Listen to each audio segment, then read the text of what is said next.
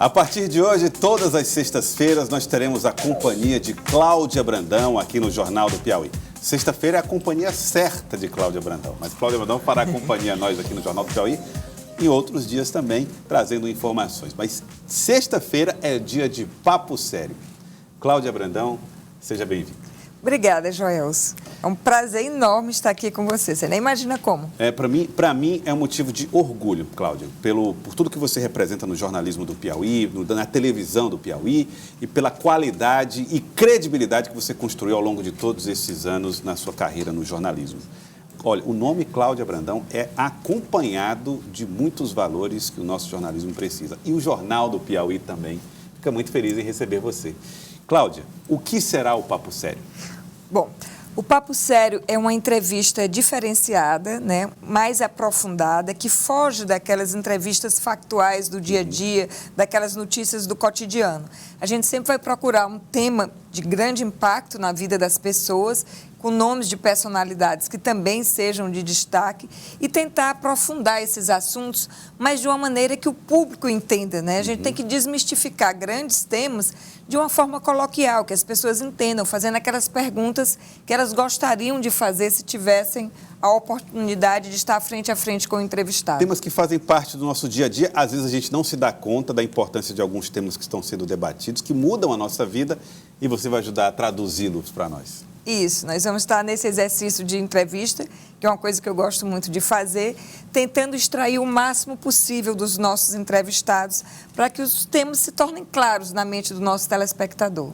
Cláudia, um dos temas que mais tem preocupado o brasileiro, o piauiense e agora nos estados pelo Brasil, essa discussão está muito aquecida, é a reforma da Previdência. Quando nós vamos nos aposentar? E o que o governo pretende com essa reforma? Como é que isso pode mudar a realidade do Brasil? Esse vai ser um tema importante para você hoje? E não é à toa que foi o tema de estreia, né, Joelson?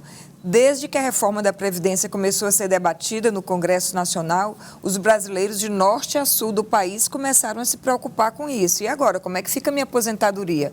Quantos anos eu vou ter que trabalhar? E isso virou meme nas redes sociais, gente carregando uma bengalinha, trabalhando até 80 e tantos anos, 90 anos. Então, ficou essa dúvida muito grande na cabeça das pessoas. E por que essa necessidade da reforma de uma maneira que as pessoas consideraram muito séria, muito grave, né? Quais os impactos e os reflexos disso também na economia brasileira? Era realmente necessário que ela acontecesse agora? Esse sacrifício vale a pena? Valerá a pena? Esse sacrifício vale a pena? Esse modelo de previdência, como nós conhecemos hoje, ele tem um prazo de validade ou ele pode acabar? Porque a gente vive uma equação muito complicada de fechar. Como é que funciona, grosso modo, a Previdência? As pessoas mais jovens contribuem solidariamente para pagar a aposentadoria dos mais velhos. Durante muito tempo, o Brasil foi considerado um país jovem, né? Nós tínhamos uma população jovem bem maior que a população idosa. A pirâmide etária era assim, os jovens estavam na base da pirâmide. Ao longo dos anos, por uma série de fatores, as conquistas da medicina que permitiram a maior longevidade, a redução do número de filhos nas famílias brasileiras, hoje é 1,7 por família, tudo isso contribuiu para que houvesse uma inversão dessa pirâmide etária. E hoje nós estamos envelhecendo. O número de idosos está cada vez maior para um número menor de pessoas que contribuem para esse regime previdenciário. Daí essa necessidade de reforma, não só na União, mas também nos estados e municípios. Agora, até quanto e até quando você vai contribuir para ter direito à sua aposentadoria? Essa é a questão. E você traz uma entrevista com quem para nos ajudar a desvendar essas questões? Com a pessoa exata da área, que é o secretário especial da Previdência e do Trabalho, Rogério Marinho, lá do Ministério da Economia. O homem que está à frente de todo esse trabalho, né? Ele esteve essa semana em Teresina, numa passagem relâmpago, mas abriu espaço na agenda dele para nos atender, especialmente esse convite aqui do Jornal do Piauí. Então vamos acompanhar com Cláudia Brandão. A reforma da Previdência foi, sem dúvida, uma das mais polêmicas enfrentadas pelo governo federal. Considerada indispensável para o equilíbrio das contas públicas e para a atração de novos investimentos, a reforma gerou protestos entre os trabalhadores, porque a partir de agora eles terão que trabalhar por mais tempo antes de obter o benefício da aposentadoria.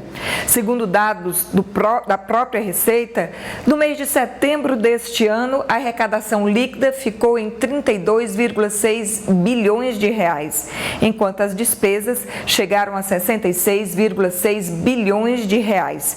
Para entender o impacto da reforma na nossa economia e principalmente na nossa vida, eu vou conversar agora com o secretário especial da Previdência e do Trabalho, Rogério Marinho. Boa tarde. Boa tarde, Cláudia. Bom, essa foi a reforma aprovada, mas não foi a reforma ideal. De quanto vai ser a redução do déficit quando ela estiver efetivamente sendo aplicada? Olha, o fato é que nós temos que comemorar uma reforma, uma mudança no sistema previdenciário, que foi o maior, a mais impactante e eu diria mais profunda desde sempre no país.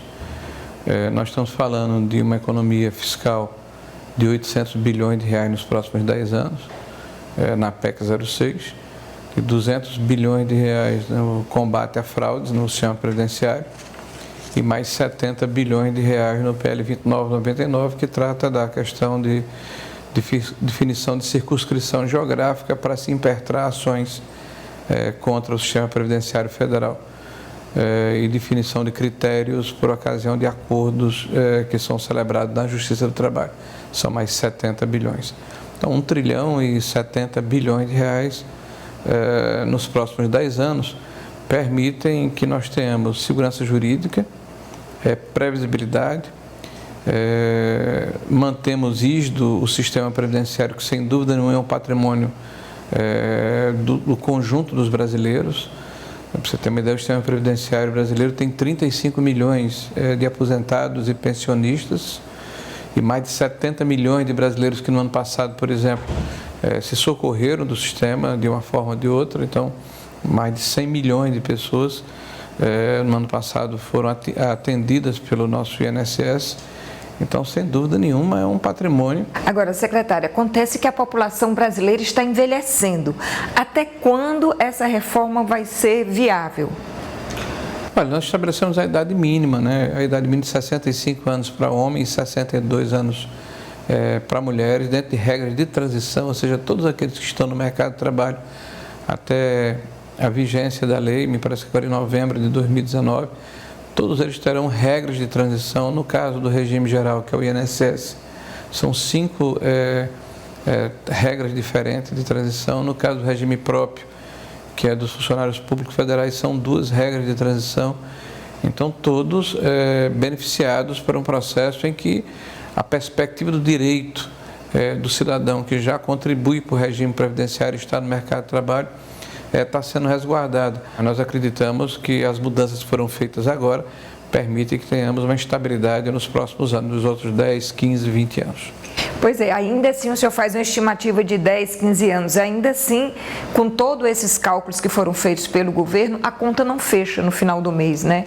O senhor acredita que esse modelo de previdência social, tal qual nós conhecemos hoje, está fadado a acabar? Veja, o que nós fizemos foi diminuir a velocidade do déficit público, que ele era crescente e explosivo.